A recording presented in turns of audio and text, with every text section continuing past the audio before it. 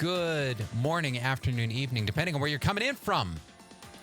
I'm Elias Prunen, and thank you for joining me on today's quick little stream. I wanted to do another live stream today that talks about titling and why you might want to have a dedicated technician or dedicated person who is taking care of the titles that you're putting up on screen. So if you're watching this either live stream or this replay right now, you'll notice that I'm popping up titles at the top left of the screen, at the bottom left of the screen here. It's my name. We've got a bug that says live. How am I doing that? You might be wondering. Am I doing this via OBS, the open broadcaster software, the streaming software I'm using? Am I using an external program?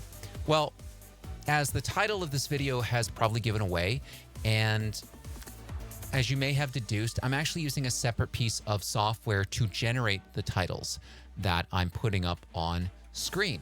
In fact, if I switch my camera view here for a second here and share what I'm looking at on the streaming side, on the OBS side, you'll notice here that I've only got a couple sources set up here. I've got my title source, I have my main camera, and I have my display capture. That's all I've got set up here. So we're not doing anything complicated here. I've just got three sources in my scene, and it's the same thing for all the other scenes in my instance of OBS. I just have titles, main camera, display capture, titles, main camera, display capture. For my two up, when I have, say, a podcast guest, I have titles, band here to separate us, the guest, and my main camera, and same here when I'm sharing an application. Titles, main camera, and the application that I'm showing. So it's a very simple setup inside of OBS. And you may be wondering, well, why not use OBS's built-in titling software? Why are you going out to an external piece of software to do your live titles?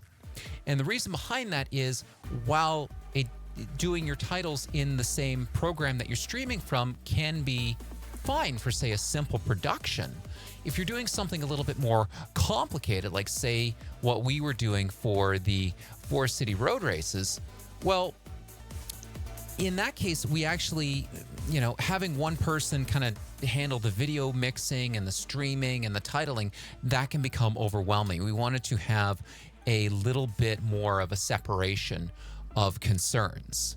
So we wanted, because we think about what we were doing. I'm actually going to pop up a part of the replay of the live feed that we were doing here. So here's a segment. I'll cut to a segment of the road races where we were doing the awards ceremony. So I'll bring up the awards ceremony here. And during the awards ceremony, what we were doing was the MC would read out the name of the person. They would come up on stage, but we also needed to throw their title up on the screen so that everybody knew, well, here's who the winner of this, say the 5K, third place winner is, 5K second place, 5K first place, and so on. So here we go. So we pop up this lower third. Now, in the background, I'm also coordinating behind the scenes. I have a technician who's with me, who's taking care of the titles. But I'm also coordinating with our technician who's at the start line, getting ready for the start of, say, the 10K race. So I'm coordinating with him in the background. As a technician, I can't monitor the live feed, coordinate with my start line guys, and make sure the right titles are ready to go. I needed to have somebody that was taking care of the titling for me. On my side, all I was doing is when the title was ready to go, I would hit a button and bam, the lower third, this title along the bottom would show up. So how did we do that? How did that work behind the scenes? So we had a piece of software called H2R Graphics. H2R Graphics, made by, I forget who it's made by here. I want to give them a good shout out. Made by Here to Record. These guys are awesome. So the piece of software we're using was H2R Graphics. The reason I like using H2R Graphics is it comes with a lot of built-in templates. It's an easy templatable engine, easy to use, just works on pretty much any machine. And it has a decent amount of complexity, and you can automate it pretty easily too. So we've got a bunch of hotkeys like keyboard shortcuts set up on our streams that let us say pop up titles or get rid of them. So H2R Graphics, I love it. So here's what we had in the background, for example, is we would have all of our different lower thirds, our different titles set up that we could show or hide at will. But then we also had a generic title set up for the winners. Now, here's where things got interesting. Because we had so many winners, so we had 3 races. We had the 5K, we had the 10K, and we had the half marathon. And we had the first, second, and third place male winners, and we had the first, second, and third place female winners. So there were 6 titles for each race. So there were 18 titles in total that we needed to show. That's a lot of information for one person to be popping up. Now, if I'm using something like OBS to do my titling, I would need to set up possibly 18 different titles in OBS. I just don't have time for that. Now, in a graphics software like this, you might think, well, don't you need to set up like 18 different graphics? Well, watch this. So I'm going to add a lower third. And I'm going to bring this, and we're going to call this, say, first line, second line. I'll just pop it up just so you can see what it looks like on the feed. So at the bottom left here, you see it says first line, second line. So I could update this to say like John Doe, founder of ABC Company Incorporated, right? So simple title, simple lower third.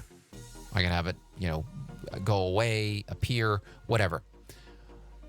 So in a conventional piece of software, or if I'm doing this in the same streaming software, I might have to say make 18 different titles if I have 18 different winners. That's a lot of demand on the side of the streaming operator. What I did instead was H2R Graphics has this variables, and it has a variable list. So for example, here's what we set up for the 4 City Road races. So just jumping over to the stream, we had the name of the race, the gender, and what place they were. So I'm going to set this up. I'm going to say this was the ABC Inc. Half Marathon, 3rd place, and let me see here. So female, 3rd place winner, female 3rd, and then the title was, so this was the race name, this is the rank, and winner name. And let's say Alice Smith came in 3rd, and then I would do the same thing for the next row. So where am I going with this? Female 2nd, Jane Alexander. I don't know. All right. So instead of setting, what this titling software lets me do is instead of setting up 18 different graphics, all I got to do is set up this one lower third. Now watch, here's the magic. I can say instead of John Doe, I'm going to go, let me see, this is the list variable. So this will be, so I'm going to display list, square brackets, list 1.1, list 1.2, and then the winner is list 1.3. Now, if I put that in, if I display this right now, nothing displays. Why is that? Well, it's because in my variables tab, I haven't selected a winner. So if I select a winner, boom, look at that. This is now filled in. This is now filled in. Isn't that cool? I can select a different winner and it'll fill in that information for that winner. So here was the magic behind the scenes. My titling operator behind the scenes was making sure that the right names were filled in our list. And then on my side, all I would do is hit a button and that would pop up the title with the right person. After the after that winner had left the stage, I would press another button, the title would disappear, and I would select, and it would automatically select the next winner. So that way I could then press a button, and boom, I've got the next winner displaying on the screen. So again, why would you want to have a dedicated titling operator working on things? One, it distributes the load. So you don't have your streaming operator taking care of making sure the live stream is functioning and that it's all good. They can focus on their role. They aren't overwhelmed, so you're not using the same piece of software and trying to do too much with it. Usually these titling packages are set up for handling stuff like variables and scores. So for example, in H2R Graphics, the paid version anyway, you can add in a score graphic, like a Team 1 versus Team 2. If I pop this up, you see we've got a scoreboard at the top now. So now I can update this when I can update these values. You know, my scoring operator on a different computer can be updating these values for the scores for the different teams. And I, as the stream operator, I don't have to worry about any of this.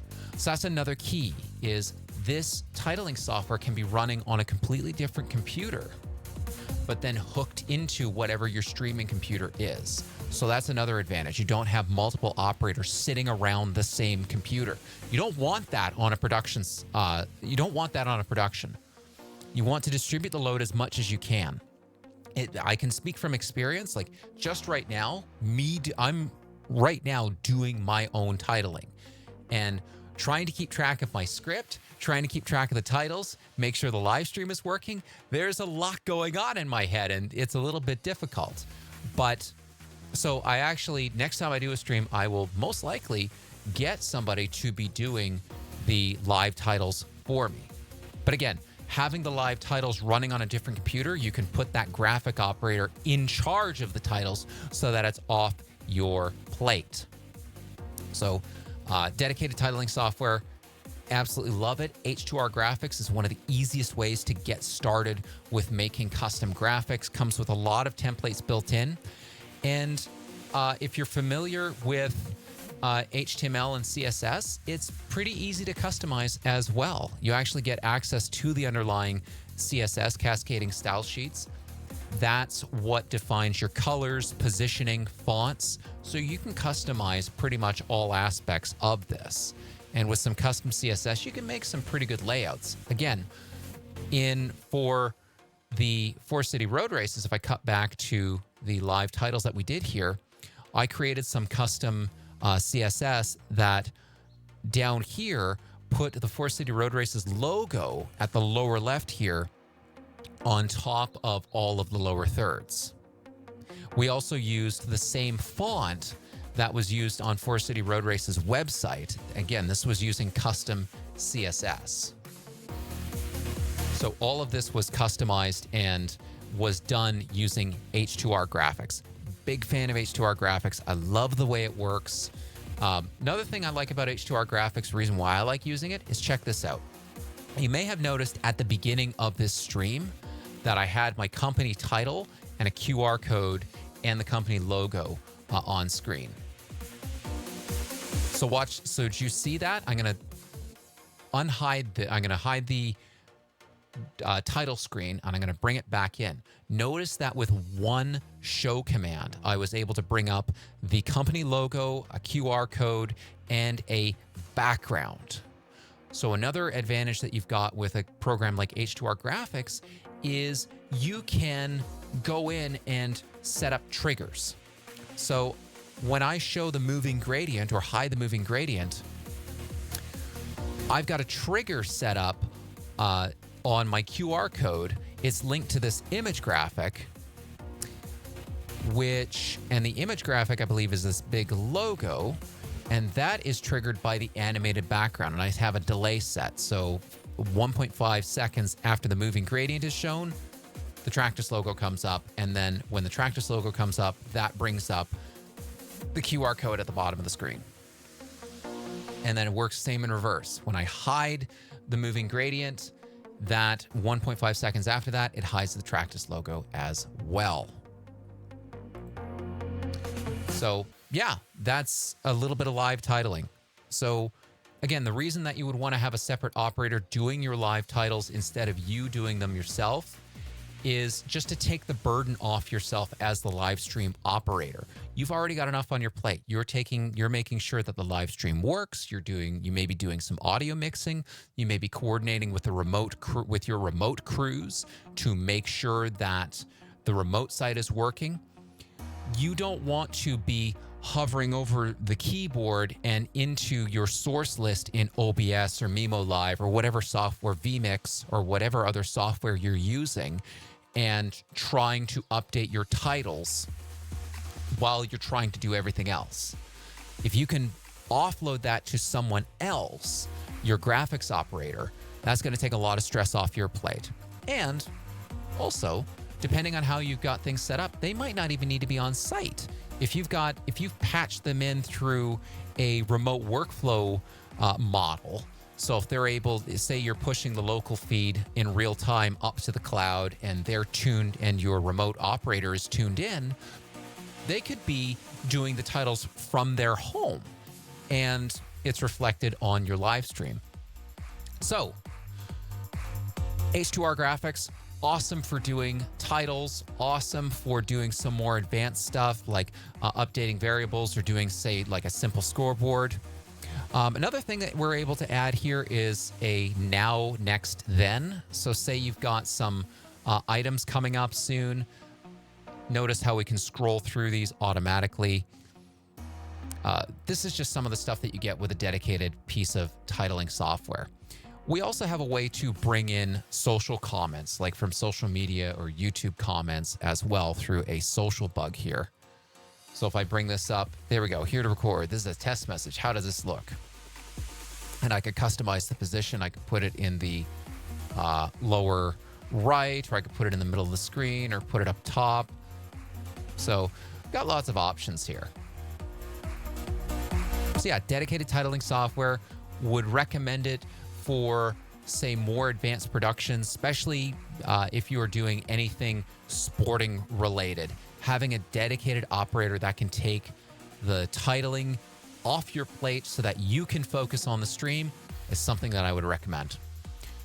That's all I wanted to cover today. Hope you found that useful.